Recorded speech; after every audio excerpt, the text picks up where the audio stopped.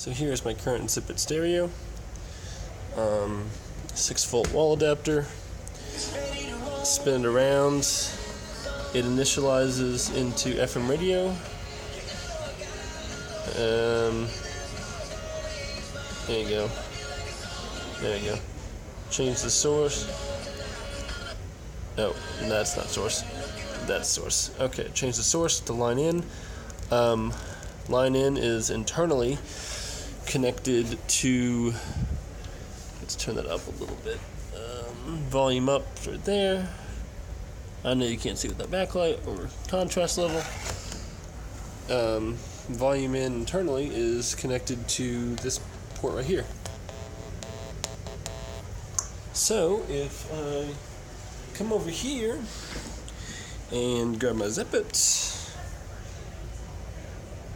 headphone port, lines up perfectly, and I launch into GMU or GMU or MU, GMU, and it auto resumes. Ooh, pretty loud. And close it up. There you go. Hey, look yonder coming down that railroad track. And I can just use the PC. Oh, that doesn't work with it closed. Open it. There you go. I can use that to control the PCM output.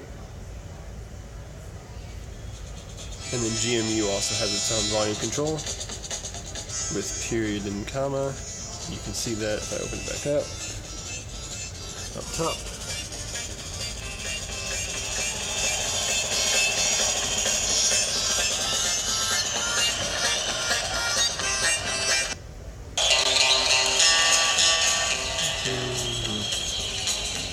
I hear the train a coming, it's rolling around a bend. I can do internet radio, I can do MPD, some prison, and if I want to do the main volume, Dragging on. But that train keeps rolling on down the slide. yeah. Just a baby, my mama too. And then undocks that easily. And in GMU, it'll automatically go to playing on speaker, which is nice. And quit. Yeah. I had an older version of this that same general thing, but I think the casing was silver. Maybe this was black. And like this is an insert that I've now glued in because it makes it easier to deal with. But this it was just an old speaker I had. Like I probably got in like a box of shit for cheap, and it never worked worth a crap. Required 4 AA's, which I never have AA's. Understandably, a 6-volt adapter. Well, if you happen to lose a 6-volt adapter, 6 volts are very hard to come by. It's like the original took 6 volts, and like this is the only, and like the one I replaced it with takes 6 volts, and the closest thing I have is 5.9. It's like nothing. Like I couldn't find an exact 6-volt power supply, but the driver board in it was absolutely crap, like utter shit.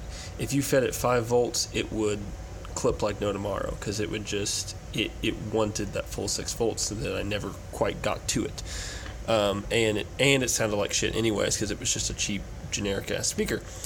So I had a Memorex that I got for like $5, which was actually pretty good, and been using that for a bit.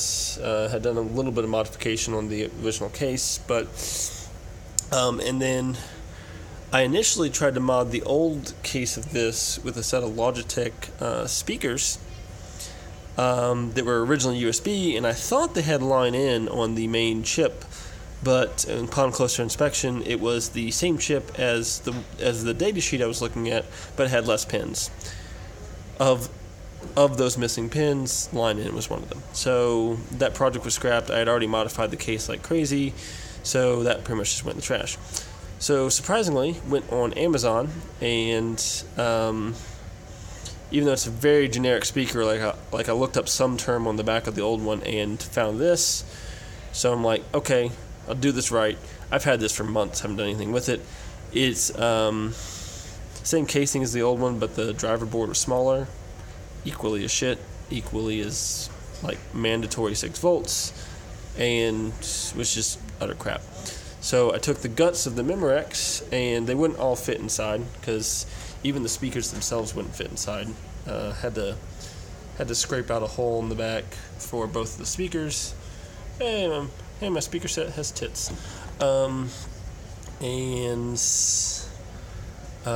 So the main audio board and the main driver board are inside, and that includes the FM radio connection.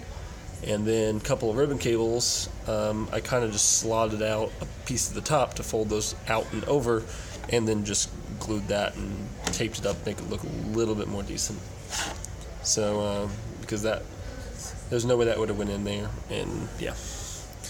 Probably could have had it come out the bottom and been on the back the right way up, but the way everything laid inside, this was just easier to do. And yeah, sounds pretty decent. If I turn it back on, oh, was it already on? Oh yeah, it was on the input. Okay, change it to FM radio.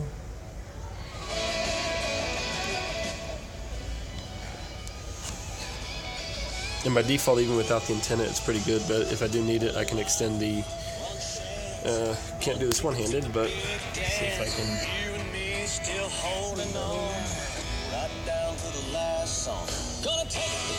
And this was the antenna that came with the old unit.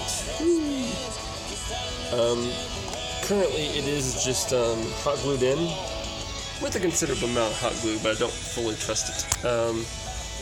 But you get a decent aerial that you can adjust however you need, and then I use some electrical tape to tidy up that corner a little bit where I had to cut out for the antenna. And fold it back up, and it goes all the way back in. Cannot do this one-handed. And it goes all the way back in the unit. Can't do it one-handed, so I bring my foot up to the table instead of just putting the phone down. And pretty tough antenna. Oh, got something stuck in it. Is that chipped? Oh, that's weird. It is like chipped a little bit. Oh well. And you're not going to focus on you. Nope. But yeah. It's a decent little audio dock that just happened to already line up perfectly with my Zipit. That's it. Goodbye.